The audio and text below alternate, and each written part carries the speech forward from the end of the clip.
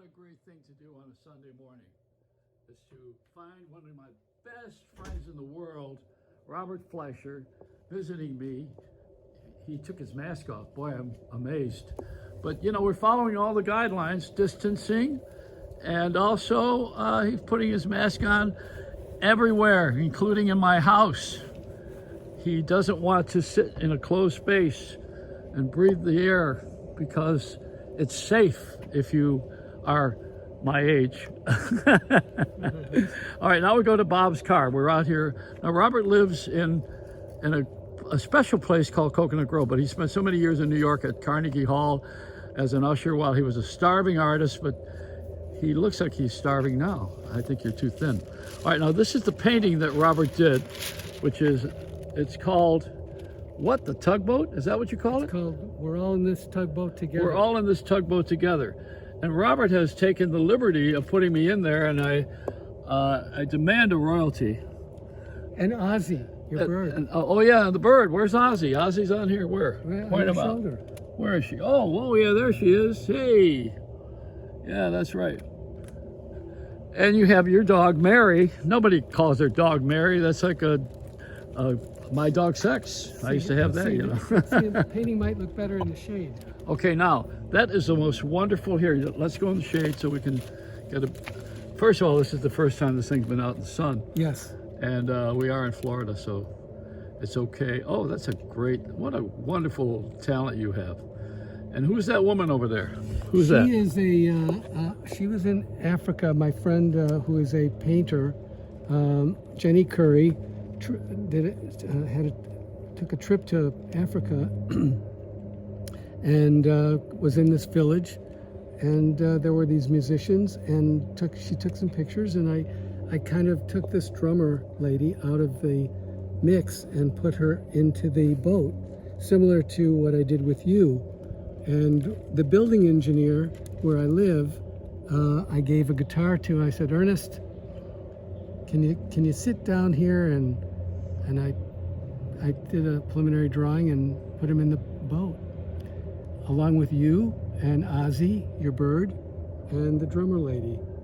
Oh, who's this guy? Ernest. That's Ernest? Yeah, Ernest is my building engineer. He keeps everything going in my Hi, building. Ernest. Hey. And the tugboat was on the Miami River. These little tugboats are all over the place. And most of the time, the tugboats have a housing unit to shelter you from the rain and the wind. But this particular tugboat didn't have that.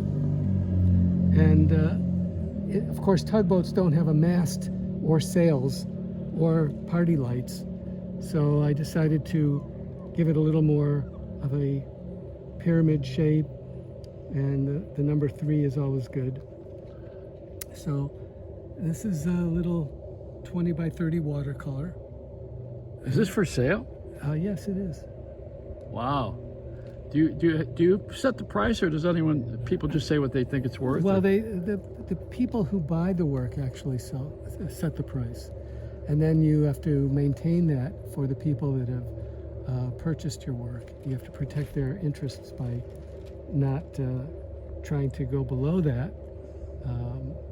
You know, pricing is complicated. Will you take my Social Security check? Sure. Yeah, you'll take it, but I don't get the painting. That's correct. That's beautiful. That's beautiful. So, wow. And the thing about watercolors, there's no white paint. All the lighter areas you see in the face, that's all the white of the paper, like the whites of their eyes, the shine of the cheekbone. You know, all that is the white of the paper. The guitar, the strings, the neck, that's all the white of the paper with the fretboard behind it. So it's having a conversation with water has fascinated me for over 40 years. I have one every night when I get up to pee. Exactly. It's a conversation with water. Yeah, it sure is. Anyway, this is great. This is just great. So you won't go in my house, huh? Yeah, I'll go in your house, but I put on my mask.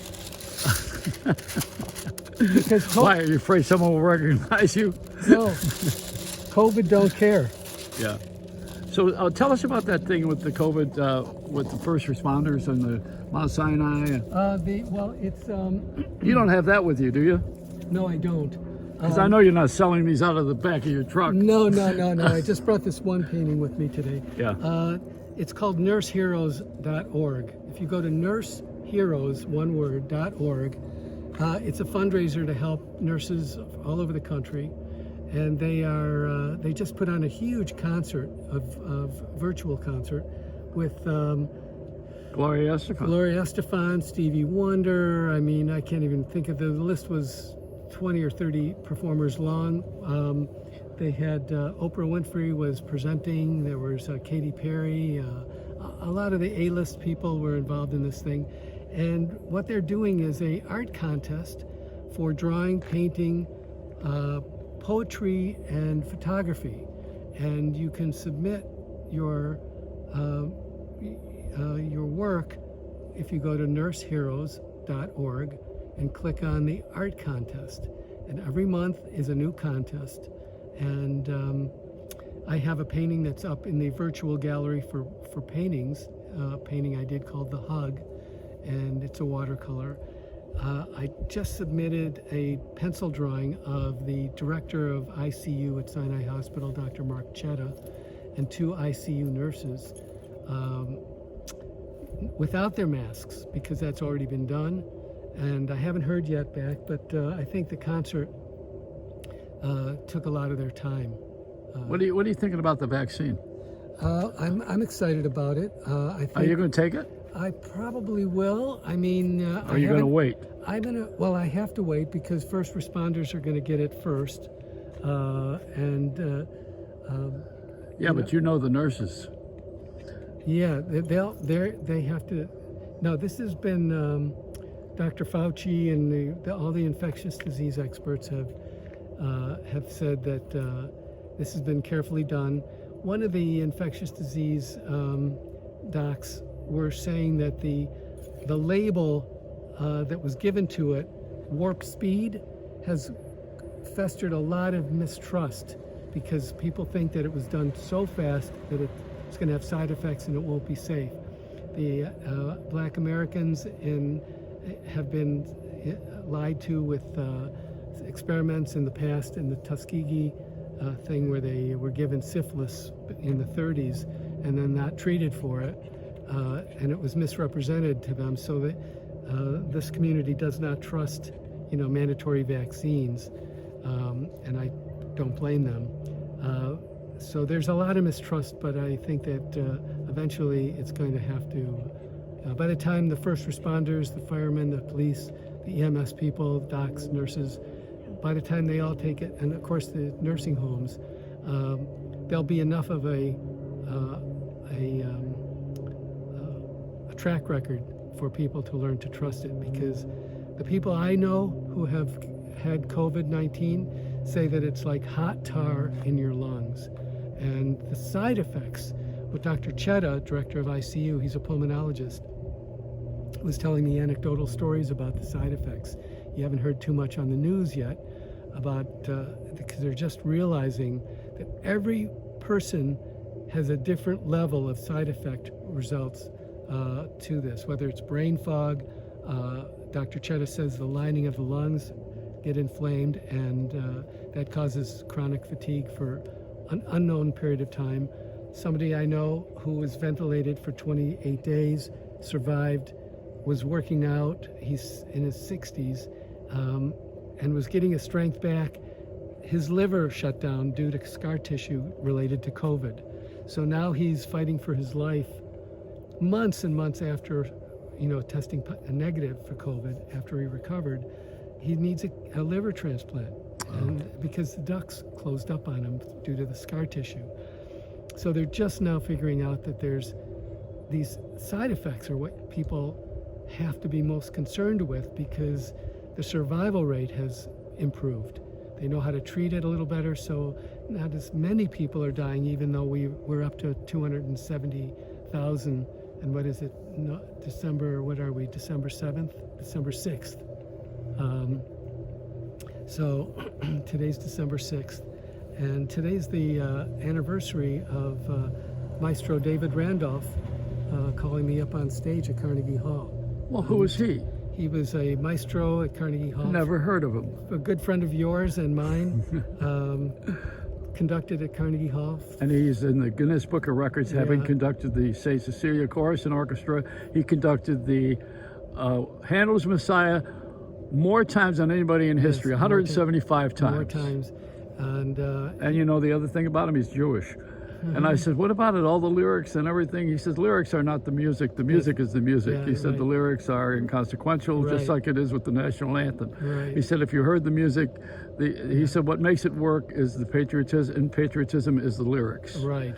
Well, in songs, songwriters will tell you that the lyrics are the soul of the song. The music is the When you put your mask on, you keep backing up, and I'm trying to move my camera in. No, my dog is pulling on. Oh, I thought you didn't want me to breathe on you or something. No, go ahead. Oh, boy. So David Randolph was wonderful. 70, what was he, 95? He's 90 in his 90s. Yeah. He conducted for 45, 50 And do you years. remember he would never shake hands because he didn't want to catch any colds? Right. That's right. And he lived that way. We would rub elbows. Remember that? Yeah. And he put us on the stage with Sid Bernstein, who brought the Beatles here. And it's the anniversary of John Lennon's death. His killing was 40 years ago. On Monday. Yeah. So here we got a tie-in with all of these people. So we all have been together, all of us. You know, Sid Bernstein, David Randolph, you, and we're still here, Robert. Yeah, we're all still here. But we got to wear masks so nobody recognizes us because we're so famous. Yeah, right. Well, you know, it's about being responsible, not just for the people that you love, but yourself. And mask wearing is about protecting others and yourself. Yeah. Dr. Fauci says that you can easily breathe in, air from other people if you're indoors. And being outside is better, but, not in close contact with a lot of people until we get this thing under control. My doctor, Mark Siegel, introduced Dr. Fauci. He's the head of the media at NYU for one thing. You may be seeing him on TV. But he and I always argue about politics, but that's beside the point.